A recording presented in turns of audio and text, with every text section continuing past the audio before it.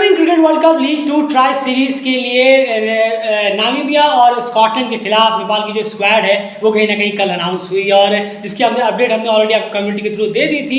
अब यहाँ पर बात करते हैं स्क्वाड के बारे में। हमने इससे पहले नामीबिया और स्कॉटलैंड की स्क्वाड की भी एनालिसिस की है, उस वीडियो को जाकर जरूर सुनिए, वो प्राइम बटन में भी आ रहा है, इस पर जाकर एक बार जरूर क्लिक करिए और सुनिए कि आखिर उनकी जो स्क्वाड है वो किस तरह से नजर आ रही है, किस तरह से एनालाइज वो हमने डेल क्रिकेट ने किया है, एक बार जाकर जरूर जरूर सुनिए। अब यहाँ बात करते हैं नेपाल की स्क्वाड के एनालिसिस की। यहाँ पर अगर सबसे पहले देखें हैं तो सबसे पहले स्क्वाड के बारे में चलिए जान लेते हैं कि जो 14 प्लेयर्स है, सबसे पहले बताते हैं आपको 14 मेंबर्स की यहाँ पर स्क्वाड अनाउंस की गई है। तो इस स्क्वाड में एंड प्लेयर्स के नाम आप जरा बता दें कि आखिर कौन कौन से प्लेयर्स को यहाँ पर इंक्लूड किया गया, एक बार वापस से क्विक रिमाइंडर। बिल्कुल, रोहित पटेल कप्तान रिमेन रखा गया है, उसके बाद कुशल बुर्देल, आसिफ शेख, ज्ञानेंद्र मल्ला, दीपेंद्र सिंह एरी, कुशल मल्ला और संदीप जोरा, यहाँ पर ये 7 नाम शुरू किए। बिल्कुल, उसके बाद बात करें तो सोमपाल कामी, करण केसी, ललित राजवंशी, संदीप लामी चाने, गुलशन झा, भीम शार्की और सूर्य तमान, ये 14 प्लेयर्स हो जाते हैं जो कहीं ना कहीं अनाउंस किए गए हैं इस स्क्वाड में, जो कि भिड़ने के लिए तैयार होंगे नामीबिया और स्कॉटलैंड के टीम के खिलाफ। वहीं पर रिजर्व में भी कुछ प्लेयर्स रखे गए हैं। रिजर्व में 4 प्लेयर रखे गए हैं, आरिफ शेख, प्रतीश जीसी, मौसम ढकल, जी हाँ, और अर्जुन सौद, जी हाँ, ये श्याम ढकल थोड़ा सा मेरे ख्याल से इधर हो गया था उनसे, मौसम ढकल और अर्जुन सौद। तो ये 4 रिजर्व प्लेयर्स यहाँ पर रखे गए हैं इस ट्राई सीरीज की अगर हम बात करें तो ये कंप्लीट स्क्वाड हो गई है। तो अब यहाँ पर सबसे इंपॉर्टेंट चीज जो है ना, अगर मैं यहाँ पर बात करूँ कि 4 ऐसे पॉइंट हैं जिनको ध्यान में रखा गया है मेरे ख्याल से इस स्क्वाड को अनाउंस करने के लिए। स्क्वाड को जो सिलेक्शन हुई है प्लेयर्स की, 4 इंपॉर्टेंट फैक्टर यहाँ डेल क्रिकेट को कम से कम समझ में आया है कि ये 4 इंपॉर्टेंट फैक्टर रहे हैं इस सिलेक्शन को अनाउंस करने की। एंड फैक्टर नंबर 1 क्या है? जरूर, फैक्टर नंबर 1 की बात करें तो ये तो साफ है इससे ये स्क्वाड देखकर कि ये 50 ओवर का तो क्राइटेरिया देखकर लिया नहीं गया है। और ये क्राइटेरिया कैसे चेक होता, जो last year Nepal PM cup जो हुआ था वहां पर लास्ट ईयर की बात करें तो वो तो क्राइटेरिया बिल्कुल नहीं रहा है। अगर हम इस स्क्वाड को देखेंगे 50 ओवर का गेम खेलने जा रहे हैं, लेकिन 50 ओवर के सिलेक्शन बेसिस पर ही तो बिल्कुल नहीं हुआ। बिल्कुल इतना क्लियर है। 50 ओवर का जो डोमेस्टिक आप करा रहे हैं, जो अभी हुआ भी मेरे ख्याल से अक्टूबर में के आसपास ही हुआ था 2022 में 50 ओवर का PM कप, वो बिल्कुल भी क्राइटेरिया नहीं रहा एक 50 ओवर के टूर्नामेंट के लिए सिलेक्शन देने का, इतना तो क्लियर समझ में आता है। उसके बाद जो सेकंड पॉइंट समझ में आया है वो है नेपाल T20 लीग की फॉर्म को देखकर, T20 लीग्स के क्रिकेट के फॉर्म को देखकर यहाँ पर 50 ओवर के टीम में सिलेक्शन हुआ, इसमें कोई दरार नहीं है। इन सब का हम आपको प्रॉपर एग्जाम्पल देंगे जो आपके सामने पूरे प्रेजेंट लेकर आए हैं, जो आपके सामने हम रखेंगे। वीडियो में लगातार बने रहिए। पहला पॉइंट 50 ओवर PM कप, जो आपका स्ट्रॉन्ग जो आपका डोमेस्टिक है, मेन डोमेस्टिक इकलौता एक प्रॉपर डोमेस्टिक है, वो क्राइटेरिया रहा ही नहीं 50 ओवर के लिए सिलेक्शन का। दूसरा, जो नेपाल T20 लीग अभी हुआ उसमें T20 में जिस तरह की परफॉर्मेंस प्लेयर्स की हुई उसके बेसिस पर आपने यहाँ पर लिया है सिलेक्शन को। ये हो गया पॉइंट नंबर 2 जो समझ में आया डेल क्रिकेट को। उसके बाद पॉइंट नंबर 3, बिल्कुल ये टीम ग्राउंड के बेस पर बहुत ज्यादा सिलेक्शन हुआ है। अगर हम कहेंगे कि कितना ज्यादा डायमीटर है, कहाँ पर वो ज्यादा कौन कितना ज्यादा कहाँ मार सकता है, इस चीज को देखकर ध्यान में रखकर कितना ज्यादा खेला हुआ है यहाँ पर एज इंटरनेशनली भी और एज डोमेस्टिक भी बहुत ज्यादा जो खेले हुए हैं उनको यहाँ पर जगह दी गई है इस स्क्वाड को अगर हम देखें। जी हाँ, तो इतना क्लियर है कि ट्यू ग्राउंड, होम ग्राउंड और इस डायमेंशन वगैरह सब चीजों को देखकर भी कहीं ना कहीं डिसाइड किया गया है कि ये सिलेक्शन इस तरीके का होना चाहिए कि हम होम में तो यहाँ पर इस तरह की सिलेक्शन हो, ये प्लेयर हो तो बेहतर होगा, ये ट्यू ग्राउंड में इनका अच्छा रिकॉर्ड है, इनका ये सब है, तो ये एक सिलेक्शन जरूर आ गया है। उसके बाद जो चौथी चीज समझ में आती है डेल क्रिकेट को, और वो ये है कि ये स्क्वाड स्टेबल स्क्वाड तो बिल्कुल भी नहीं होगा। जी हाँ, डेफिनेटली है। यूएई जब ये टीम जाएगी तो वहां पर एक इसके अलावा आपको कुछ और प्लेयर्स अलग यहाँ पर नजर आएंगे, स्क्वाड चेंज होगी। उसके बाद जब ये टीम वापस नेपाल आएगी तो शायद आपको फिर से चेंज होती हुई नजर आए। उसके बाद फिर अभी प्लेऑफ खेलने के लिए नामीबिया जाएगी तो आपको शायद फिर से कुछ प्लेयर यहाँ पर चेंज होते हुए नजर आए, क्योंकि ये वो स्क्वाड नहीं है जो स्टेबिलिटी जिसकी हम बात कर रहे हैं वो नहीं है। चलिए, अभी नए कोच हैं, उनके माइंड में कुछ चल रहा होगा, लेकिन इतना डेफिनेटली स्क्वाड को देखकर लगता है कि यूएई यही सेम स्क्वाड जो स्टेबिलिटी की बात कर रहे थे, ये स्क्वाड तो बिल्कुल भी यूएई नहीं जाएगी, इसमें कुछ प्लेयर्स जरूर चेंज होंगे। और फिर नामीबिया जब टीम जाएगी खेलने के लिए प्ले ऑफ, वहां पर भी चेंज होते हुए जरूर नजर आएंगे। ये शुरू के 4 पॉइंट जो क्लियर है, जो आपके सामने हमने रखे। 50 ओवर 50 ओवर का क्रिकेट डोमेस्टिक टूर्नामेंट, उसको क्राइटेरिया नहीं माना गया, जबकि उन्हीं ग्राउंड्स पे ये मैचेस भी होने हैं। रिसेंटली नेपाल टी20 लीग में जो फॉर्म है उसको देखकर यहाँ पर सिलेक्शन हुआ है। उसके बाद बात करें टीयू ग्राउंड के बेसिस पर सिलेक्शन ज्यादा हुए हैं, कैसे डायमेंशन वगैरह कौन इतना जानता है, कितने रन मारते हैं। और चौथा, ये स्टेबल स्क्वाड हो ही नहीं सकती। यूएई और नामीबिया की टूर्स में वापस से आपको चेंज स्क्वाड भी देखने को मिलेगा। ये बात रिमाइंडर हमने दे दी है। अब इसके एग्जाम्पल्स की बात कर लेते हैं। सबसे पहले यानी यहाँ अगर हम प्लेयरों की बात करें, यहाँ पे हम स्पेसिफिकली 4 प्लेयर्स को पिक करते हैं। बाकी सबके बारे में इतनी बातें हो चुकी हैं, हमने अपनी राय रख चुके हैं, आप सब भी जानते हैं हमारी राय उससे कितनी सहमत है नहीं है, वो सब आप बहुत अच्छी तरह से बाकी प्लेयर के बारे में हमारी राय जानते हैं। और हमने भी अपनी स्क्वाड अनाउंस की थी 6 महीने के लिए, आपसे लेकर जितने भी 6 महीने कम से कम वर्ल्ड कप क्वालिफायर तक अगर टीम जाती है तो वो आप सबने देखी होगी, तो हमारी राय आप समझ ही गए होंगे। लेकिन स्पेसिफिकली जो 4 प्लेयर्स यहाँ पर इंक्लूड किए गए उनके बारे में बात करें, और उसी के साथ साथ आपको हम ये एग्जांपल भी दे देंगे कि 50 ओवर पीएम का क्राइटेरिया नहीं रखा गया और टी20 लीग का जो क्राइटेरिया है उसको ज्यादा यहाँ पर जो तवज्जो जो है वो दी गई है। यार वो 4 प्लेयर्स कौन से हैं जिनके बारे में बात करें? जरूर। संदीप जोरा,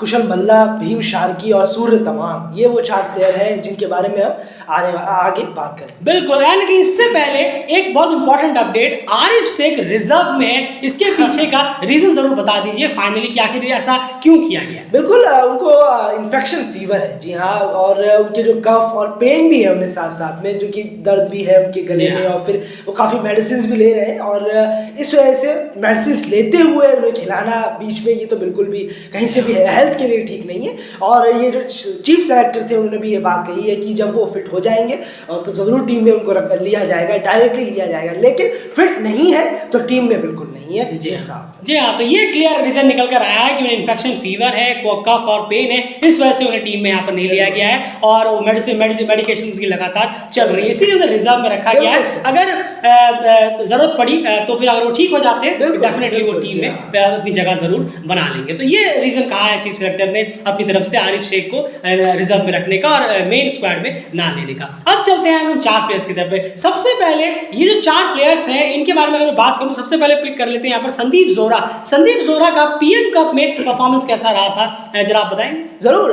6 मैचेस खेले इन्होंने, 100 रन बनाए थे पीएम कप में संदीप जोरा ने। 25 का एवरेज रहा था और 125 बॉलें इन्होंने फेस की थी। बताइए, 50 ओवर के मैच में 125 बॉलें फेस की थी, एक ही हाफ सेंचुरी बनाई थी और एक बार ये नॉट आउट गए थे। बिल्कुल। तो संदीप जोरा का जो 50 ओवर में जो परफॉर्मेंस है रिसेंटली जब भी उन्होंने खेला था, ये आपके सामने है और यही हाल है। 25 का एवरेज, 6 मैचों में 100 रन और सिर्फ एक बार नॉट आउट वो गए और सिर्फ 125 डिलीवरीज उन्होंने खेली। अब चलते हैं नेक्स्ट फेज के, यानी क्लियर है कि आप देख सकते हैं इस परफॉर्मेंस के बेसिस पर आप इंटरनेशनल कॉल अप तो नहीं दे सकते। उसके बाद बात करें अगले प्लेयर कुशल मल्ला। बिल्कुल, कुशल मल्ला की बात करें तो 6 मैचेस में 97 रन उन्होंने बनाए 16 के एवरेज से, और एक भी हाफ सेंचुरी नहीं है, एक भी बार वो नॉट आउट गए। बिल्कुल, 6 मैच 97 रन और 16 का एवरेज। चलिए, नॉट आउट जाते तो समझ में आता कि शायद उन्होंने बहुत लेट भेजा गया, लेकिन वो एक बार में नॉट आउट नहीं गए, यानी उनके पास ओवर भी थे बैटिंग करने के लिए, लेकिन वो नहीं कर पाए। तो 6 मैचों में 100 का आंकड़ा भी उन्होंने टच नहीं किया। पीएम कप जो 50 ओवर लास्ट डोमेस्टिक आपका हुआ था, यानी ये भी क्लियर है कि ये भी साबित कर देता है कि कुशल मल्ला का जो इंक्लूजन है वो पीएम कप 50 ओवर के डोमेस्टिक को देखकर बिल्कुल भी नहीं हुआ। एंड उसके बाद अगले प्लेयर की, बिल्कुल अगले प्लेयर की बात करें, भीम शार्की, जिनके 6 मैचेस में 124 रन उन्होंने बनाए थे पीएम कप में, 20 का सिर्फ एवरेज था, कोई हाफ सेंचुरी नहीं और एक बार भी वो नॉट आउट गए नहीं थे। वो नीचे आते हैं वैसे अगर देखा जाए, ज्यादा नीचे नहीं, मिडिल ऑर्डर और थोड़ा सा लोअर ऑर्डर के बीच में ही हुआ, और इसीलिए हमने यहाँ पर नॉट आउट का भी क्राइटेरिया रखा है। जी हाँ, क्योंकि बहुत लोगों के माइंड में चलता होगा कि बहुत प्लेयर नीचे आते हैं, अपनी बॉलें नहीं मिलती तो इतना वक्त नहीं मिलता, इतना रन्स नहीं होते, लेकिन तो फिर आप नॉट आउट तो जा सकते थे।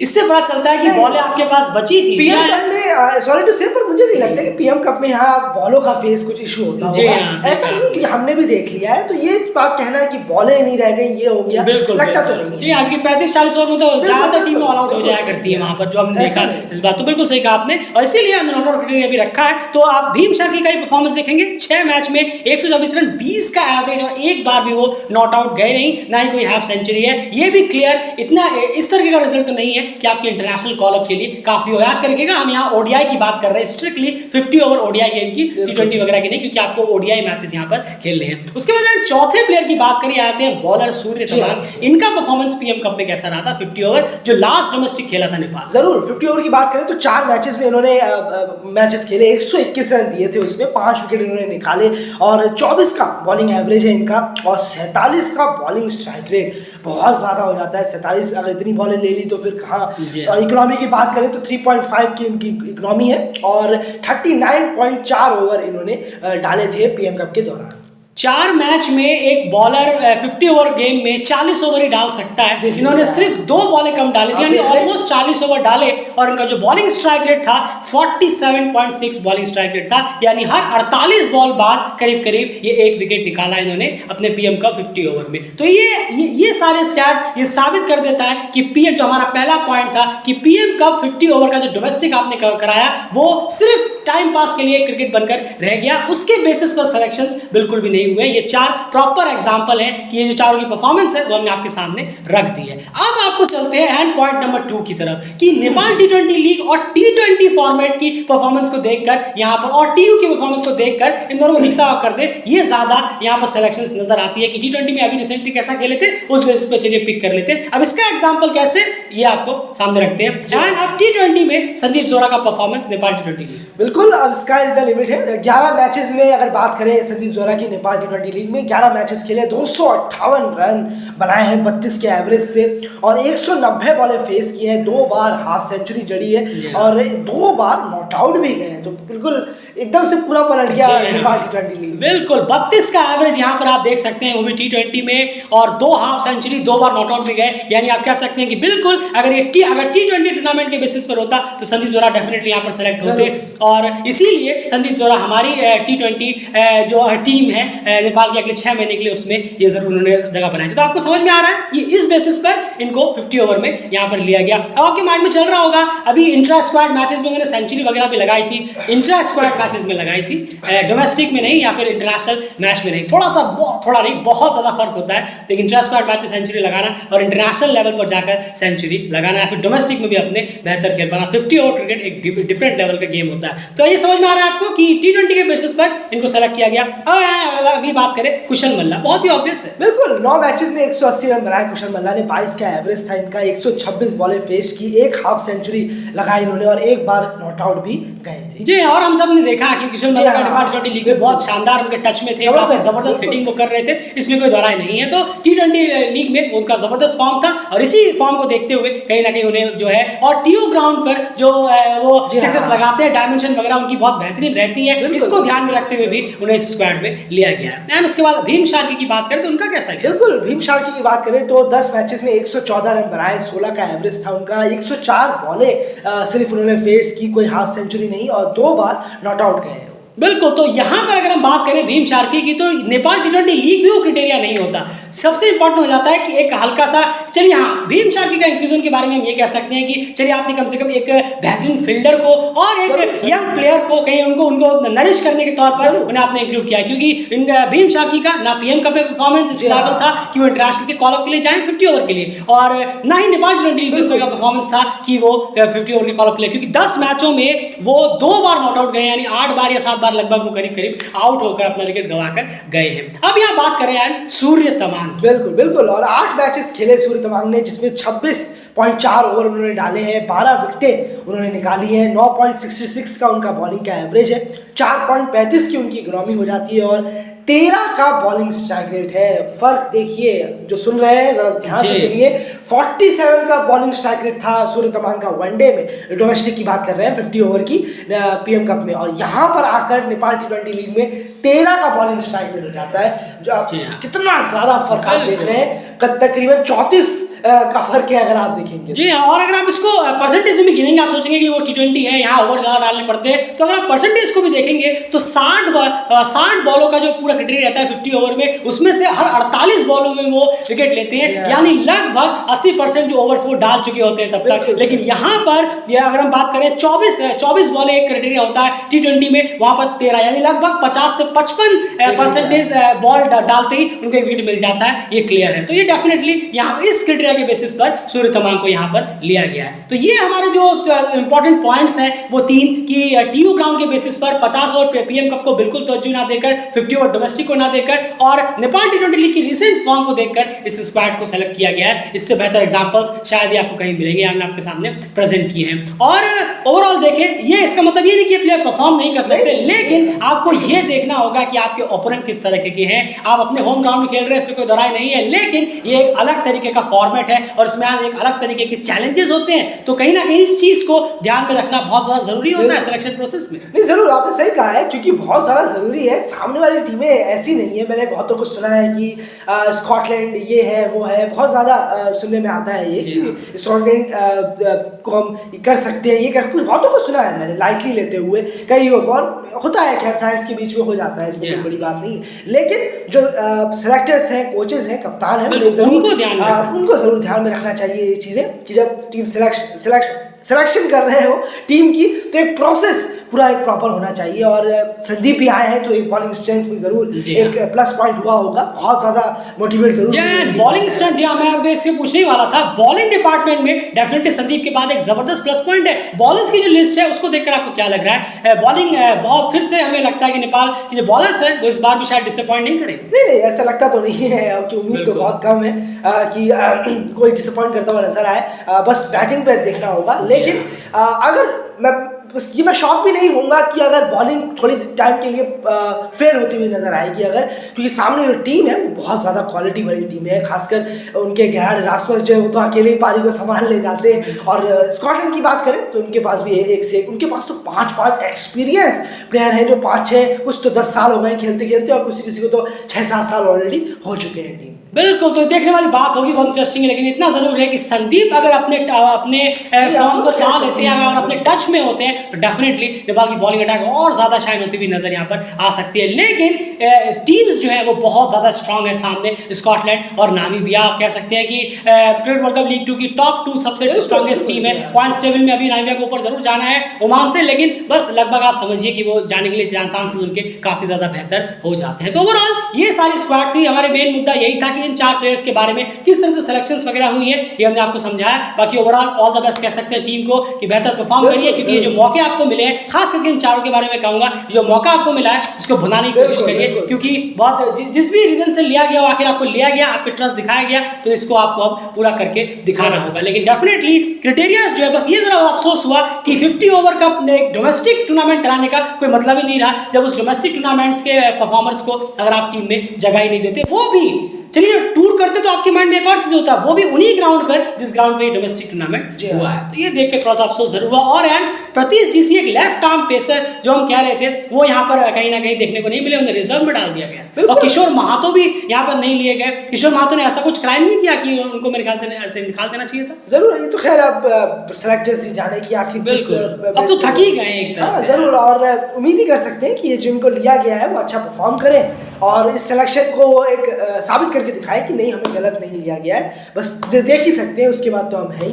देखने के बाद पता चल ही जाएगा। जी इसमें कोई दोहराई नहीं है। तो डेफिनेटली फिलहाल इस वीडियो में इतना। और सबसे इंपॉर्टेंट चीज एक और कि अभी कोच सर का जो है नया प्रोसेस है, जिसने पहले ही कहा था जो भी कोच आएंगे, नए कोच जितने आते रहेंगे, उनकी अलग सोच, अलग तरीका, अलग क्राइटेरिया उनका रहता है। तो इसीलिए अब नए कोच आए तो देखते हैं कि उनके माइंड में क्या कुछ है। अभी आप बेनिफिट ऑफ द डाउट उन्हें दे सकते हैं, वो क्या सोच रहे हैं, देखना होगा कि अगले 8, 10, 12 मैचेस के लिए वो क्या सोचते हुए यहाँ पर नजर आते हैं। फिलहाल इस वीडियो में इतना ही। बने रहिए डेली क्रिकेट चैनल के साथ। अगर आप हमारे एनालिसिस से सहमत हैं तो वीडियो को लाइक करके जाइए, और अगर नहीं सहमत हैं तो अपनी राय कमेंट बॉक्स में जरूर रखिए कि आपकी इस पे क्या राय है। लेकिन चैनल को सब्सक्राइब जरूर कर लीजिए, क्योंकि एक बहुत ही जबरदस्त टूर्नामेंट ये स्टार्ट होने वाला है। और जबरदस्त इसीलिए हो जाता है क्योंकि नेपाल होम में खेल रहा है। अगर ये टूर कर रहे होते तो हम आपको सबको पता होता है जबरदस्त नहीं होता, एक तरफा टूर्नामेंट होता। होम में खेल रहा है, एडवांटेज जरूर है फैंस के बीच में एक जबरदस्त, और ऊपर से संदीप की एंट्री हो रही है, डेफिनेटली देखना होगा। एक इंटरेस्टिंग टूर्नामेंट हो सकता है, उसकी सारी कवरेज सिर्फ इतनी इंटरेस्टिंग वे में सिर्फ और सिर्फ डेली क्रिकेट चैनल को मिलेगी और कहीं भी नहीं। इसलिए चैनल को सब्सक्राइब जरूर करिए।